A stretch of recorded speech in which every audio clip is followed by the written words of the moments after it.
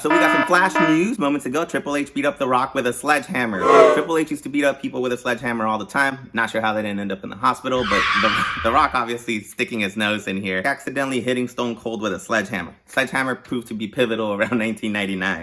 It'll be interesting to see where these three go as the year ends. Hey guys, this is Roger. Another episode of Roger Tells Wrestling, episode 3. Tonight we are covering No Mercy 1999. Big pivotal time in the Attitude Era. The Rock is already the top guy main eventer. Stone Cold is still hanging around. Triple H has become a full-fledged heel main event guy as well. We got Chyna going our way to the top. We got big names all around. Good memories, good times. I haven't reviewed this at all. I want to review it with you guys. I have teamed up with great anime artists every episode, so I hope you enjoy the animation. And so let's dive right into it. Let's go. WWF No Mercy, 3 hours, October 17, 1999, from Cleveland, Ohio. I believe home of The Miz. So first match, Godfather along with the host versus Midian with Viscera. Godfather pulled the victory as a result of a pinfall with the Ho Train. I'm not gonna lie, I don't even remember what the Ho Train is. I think it was a splash against the ropes.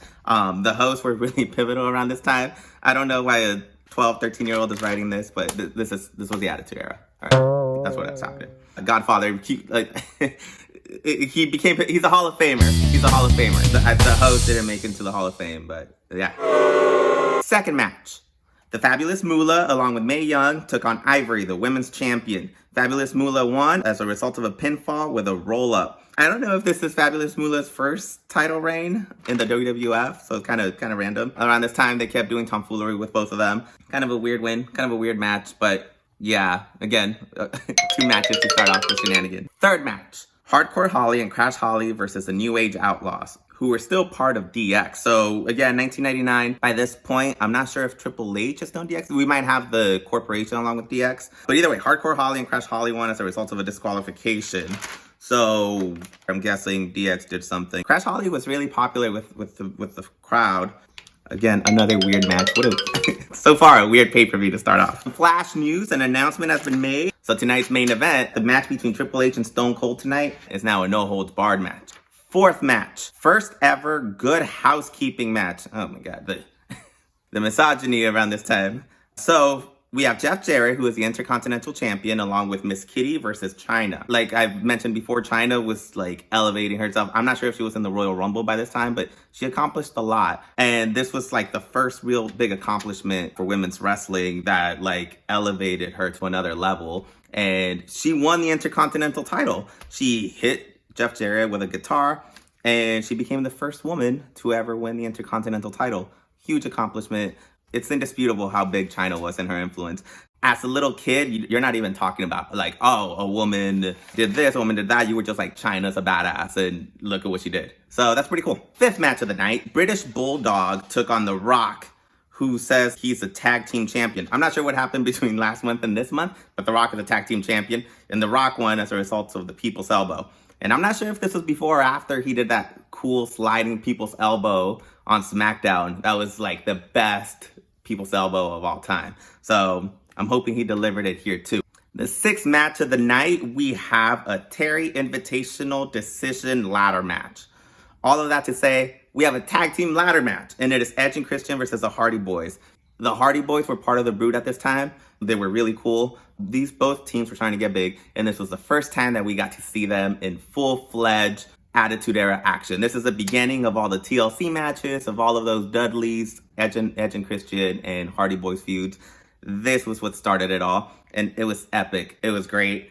The Hardy Boyz won as a result of them grabbing the $100,000 hanging from the top of the ladder. By far, a very influential match, one of the greatest matches of all time. And it happened on No Mercy in the middle of the card.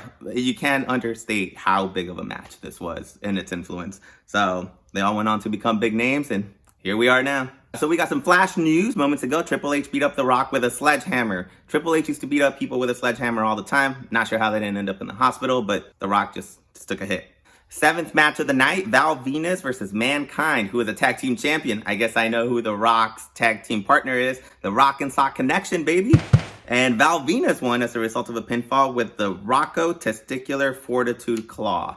I'm not even going to go into that. But like I mentioned at SummerSlam, Billy Gunn was trying to elevate himself into a main event status, so he was feuding with The Rock. And now Val Venus was kind of aiming for a top spot as well, so he was feuding with Mankind. Val Venus was a great mid-carder. I think he could have become a great main eventer, to be honest.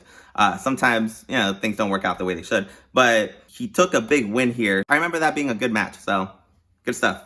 The 8th match of the night, a 4 corners elimination match. Kane, who is now part of DX somehow, I'm not sure if this was when he was teaming up with X-Pac still, but I'm guessing it is, versus Bradshaw versus X-Pac versus Farouk. Oh, so it seems like we have all 4 tag teams going against each other. X-Pac as part of DX, won as a result of a pinfall with the X Factor.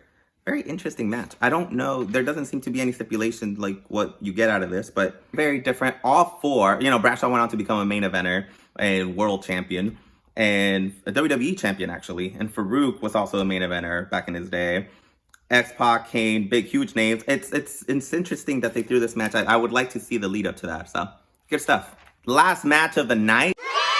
A no-holds-barred match. Triple H, who was a WWE champion, took on Stone Cold Steve Austin. Triple H won as a result of a pinfall by The Rock accidentally hitting Stone Cold with a sledgehammer. Sledgehammer proved to be pivotal around 1999. So it seems like Triple H, The Rock, Stone Cold, leading up to that Survivor Series matchup coming up next month. I don't specifically remember this match, but I know after the year that Stone Cold is about to have, when he returns next year, him and Triple H feud for a long time. So we have a lot of good stuff with those two. And the Rock obviously sticking his nose in here. It'll be interesting to see where these 3 go as the year ends. So that's it. That's the pay-per-view. No Mercy was a very beloved franchise. Fans love the name. Fans have memories from those pay-per-views. And next year's No Mercy, I'm pretty sure features Stone Cold and Triple H as well. So we got these big names hanging out with us for a while. So the next pay-per-view will be Survivor Series. And like I said, stick around because these 2 are about to give us a memorable moment coming up. That's about it. Thank you guys for joining me. This is the 3rd episode. Feel free to share. Feel free to hang out. I appreciate all of y'all. Let me know what you think. Thanks. Woo!